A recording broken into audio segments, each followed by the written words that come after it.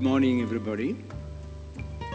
Chancellor Professor Achi Mohammad Ishaq, Vice Chancellor Professor Mohammad Najim, members of the Southeastern University Council, proud parents, and above all graduates, the staff of the university, Southeastern University.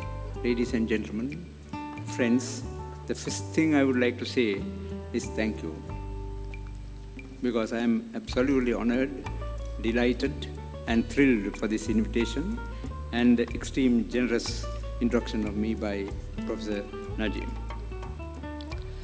Next, I want to congratulate the graduates at the 10th convocation for their academic achievements. I want to thank their parents who are sitting up there, everybody who are involved in assessing these extraordinary young people to arrive at this moment. I pick for special appreciation the parents of the graduates who brought these young men and women to what they are by standing behind them when in need and even when not needed, and the teachers who have given the better part of their lives to make them worthy generation. I consider that delivering a convocation address is a great responsibility. Until I cast my mind back to my convocation on December 23rd, 1963. I do not remember who made the keynote address at the convocation, or even a little bit what was said, if at all there was such an address. I remember Governor General William Gopalava, the Chancellor, and Sir Nicholas Articler, the Vice Chancellor of the University of Ceylon, being present.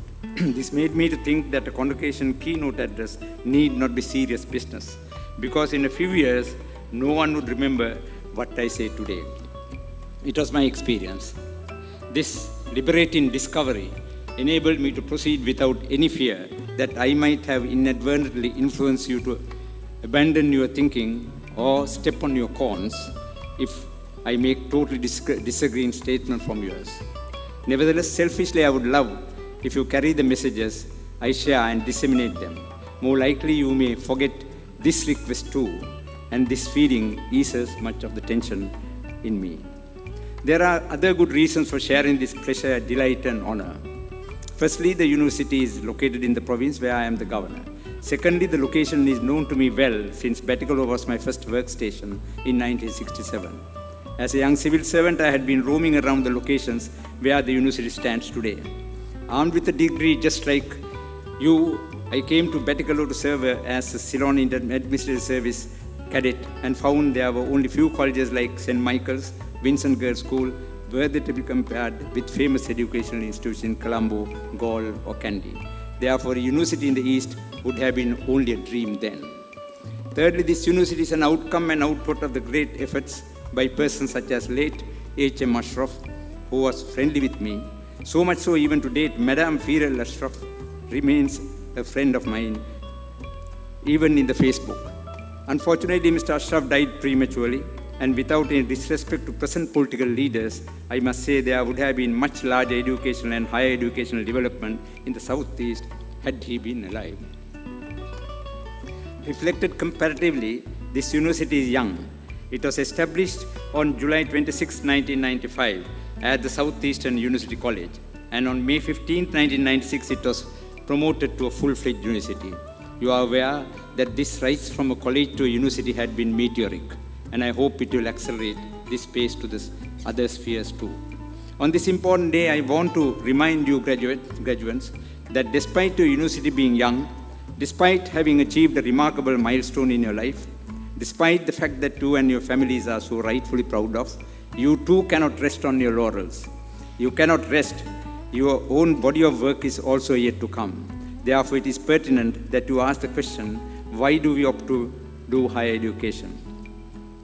In one way, it produces a degree at a very low risk investment, which pays high dividends. Unfortunately, when even the minimal dividend, a job, is not offered, the graduates protest on roads and are treated mercilessly with batons or water cannons or tear gas canisters.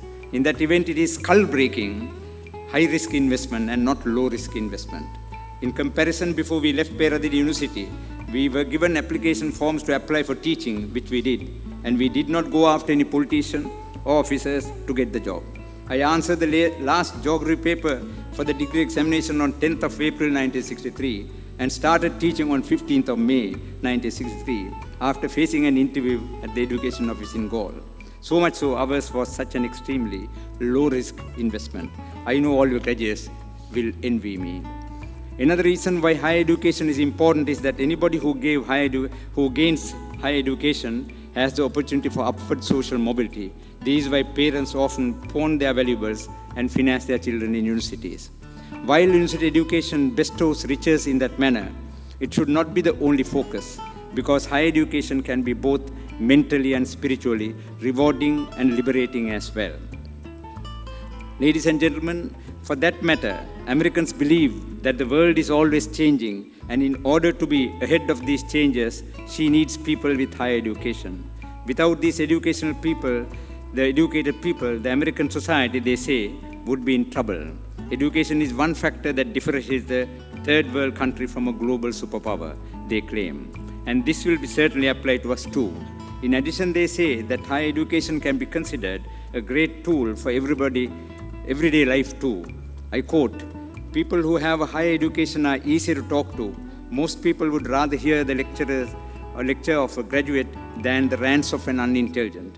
By having a degree, a person is able to show that they are qualified to talk about the subject of their studies." Although I am not an erudite professor like these gentlemen and ladies here, the above quoted statement motivates me to share a few useful messages on some less-known quantum of contemporary developments in Sri Lanka. I think these messages may benefit the young graduates and even non-graduates. Just reflect that I was born in 1942. Out of my 74 years, little less than half of that time was lived in a country plagued by conflict.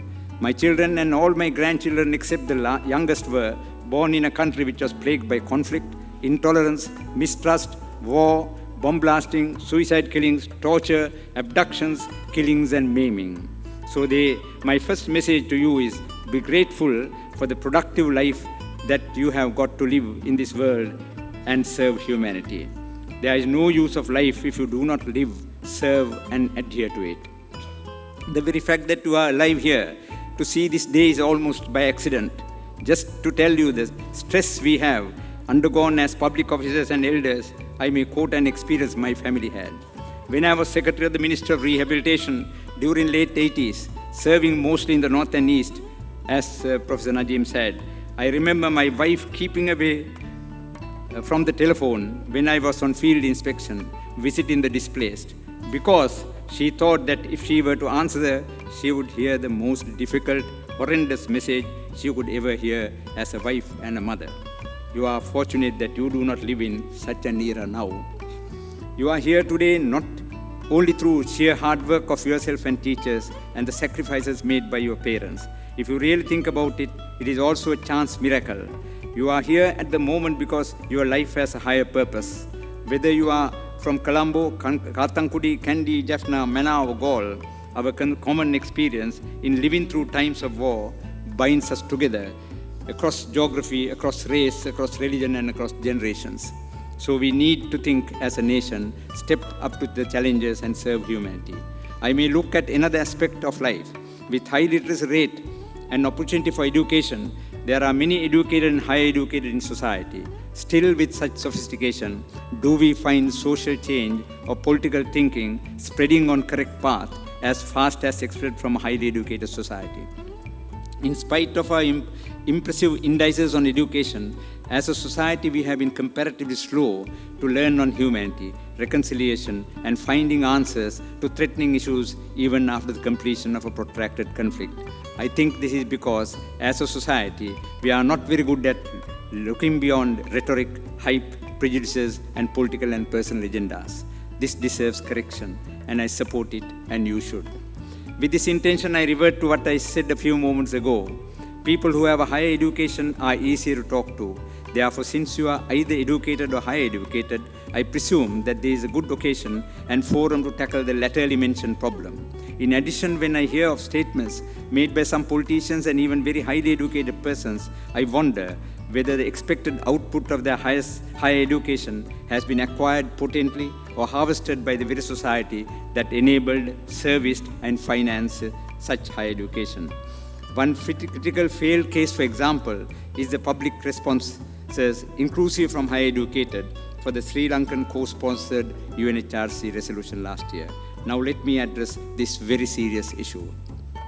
If reviewed, the background to the resolution starts with a joint statement by President Mahinda Rajapaksa and UN Secretary General Ban Ki-moon on May 23, 2009, promising investigations into violations of international humanitarian and human rights laws, and later endorsing it at the UNHRC sessions on 27 May 2009. By these, our then governments committed internationally to implement these promises. But when the government failed to follow up, the international community was agitated, desperate, and continuously tried to strangle Sri Lanka's neck with several UN resolutions, threats, and investigations. The latter culminated in March 2015 with a report prepared by selected foreign experts on the request of the UNHRC former High Commissioner, Mrs. Navanitham Pillai. With President Maithripala Sirisena assuming office, the government paved the way for negotiations with the UNHRC and internationals, and consequently obtained the postponement by 6 months from March 2015 to enable the UN experts panel report. Of course, the government, going by international standards and practices, handled the problem delicately as the sword of Damocles was hanging over the heads. Since I was personally involved in this operation, I can speak with authority on what was offered to the UNHRC and international community. The government first addressed the truth-seeking issue, that was to find disappeared persons or missing persons issues. Among such disappeared were 5,000 war heroes too, not only Tamils and Muslims. I have met next of kin of several disappeared persons even 3 weeks back and heard their tales of woe. They search the disappeared. No closure is imaginable as it is. They seek the truth. Simultaneously, there are some who are critical of truth-seeking. Maybe none of these critics' family members have disappeared. They allege this process as conspiracy of the West to send war heroes to the electric chair. However, the demand for truth-seeking is not only an UN experts report demand, but even requested by the Lessons Learned and Reconciliation Committee, LLRC, report and Udalagam and Paranagam Commission reports. They were appointed by the very powers that ended the war on terror. The then government was silent on implementation of the recommendations on missing persons, murder, abductions, etc.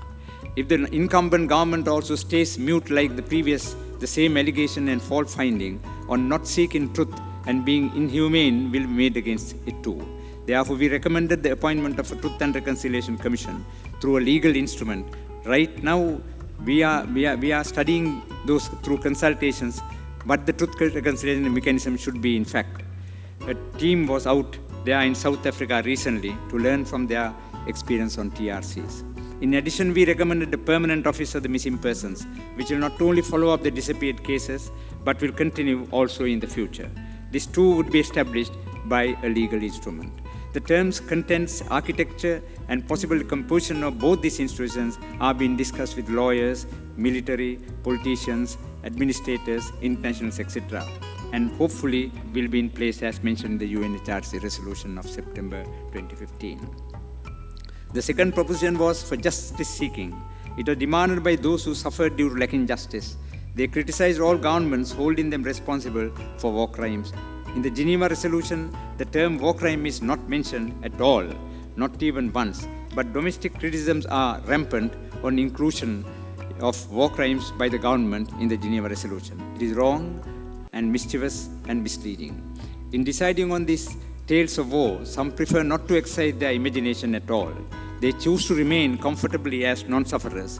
They do not bother to wonder how it would have been born and lived through what the sufferers had undergone. J.W. Rollins of Harry Potter fame said, quoting her experience in Amnesty International, where she worked before, I quote, "They can refuse to hear screams or to peep inside cages.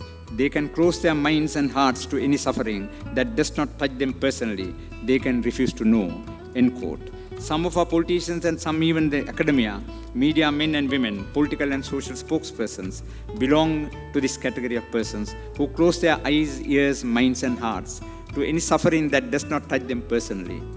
Local politicians have been critical when some diaspora organizations or writers, commentators such as Yasmin Suka, Human Rights Watch and Amnesty International, etc., made serious human rights violation allegations. The critics predict hauling alleged perpetrators to the International Criminal Court, though it is common knowledge that it cannot be done due to procedural problems, as told even by UNHRC High Commissioner Prince Said. He said that the UNHRC did not suggest referral to the International Criminal Court because they knew how difficult it would be for the court to exercise jurisdiction. He reasoned that the Security Council would apply a veto and the difficulty for the government to pass a bill in Parliament. He endorsed that there was no invocation of such international jurisdiction and declared the process will be Sri Lankan, but critics are blind to these statements. Regarding engaging foreign judges, prosecutors, investigators, etc., we have studied the legal status. Some are convinced that engagement of these foreign personnel is largely legally responsible. Some reject this proposition. Even the UNHRC High Commissioner has disregarded compulsory demand for foreign participants in the judicial process. He wanted that the mechanism must address the needs of victims on all sides, and it is our sovereign right to make decisions. In addition, we are planning to improve on reparation and non-recurrence of violations that are major activities for reconciliation. We have to soon develop new methods for these because the victims have stayed for long in anticipation of truth, justice, reparation, and steps towards non-recurrence, reconciliation, and peace. We have a lot to learn from international best practices and legal decisions, and why should not we gain from them? There is a consultation process that is ongoing, and only anyone can access them and contribute to the process what one feels justified to be done for reconciliation. This is what educated persons here should look up to rather than being critical of the government at every turn. It is not only the politicians who have to toil for success of reconciliation. It is the whole society. In this effort, the young graduates like you have a special role. I wish this be understood by you, not only them alone, but by their parents as well as the academia. Having pumped in these complex issues on a happy day, I may conclude my presentation hinting what greater personalities have thought of similar situations you are faced with today. I quoted President Barack Obama's address in 2009 at the graduation ceremony at Arizona State University. He said, please listen to this very cautiously because many of our current challenges are unprecedented. There are no standard remedies, no go-to fixes this time around. That is why we are going to need your help. We need young people like you to step up. We need you we need your daring, we need your enthusiasm and your energy. And we need your imagination. Let me be clear, when I say young, I am not just referring to the date of your birth certificate. I am talking about an approach to life, a quality of mind and quality of heart, a willingness to follow your passion, regardless of whether they lead to fortune and fame, a willingness to question conventional wisdom and rethink old dogmas, a lack of regard for all the traditional markers of status and prestige, and a commitment instead to doing what is meaningful to you, what helps others, what makes a difference in this world, end quote. This statement is applicable to us too because we have unprecedented challenges in Sri Lanka. We need your daring, we need your enthusiasm and your energy, and we need your imagination. It is to make this needed difference creation for this country in this crucial time when political opportunists leave reconciliation to be a failure. It is up to you in the university academia, graduates and undergraduates to make the country change to a different country, especially those who join politics, media, teaching and such sensible and sensitive vocations which are in close proximity to the public will have to contribute more with determination to achieve this objective. I reiterate that to graduate cannot rest on your laurels, idly and ignoring the challenges. You have to heavily contribute towards reconciliation and development. These will change your country, without which we may not be able to forge ahead. My best wishes to you, the Chancellor, Vice Chancellor, the University Council, academic and non-academic staff, parents and young men and women to make the desired changes as citizens. I may not be living when another keynote speaker would evaluate success in achievement of this objective for change. but pray he would congratulate the graduates who passed out today at the 10th General Convocation as persons who lavishly and unreservedly contributed to reconciliation and development efforts in our motherland. Thank you for the patience you showed in listening to a long hoarse address. Thank you very much.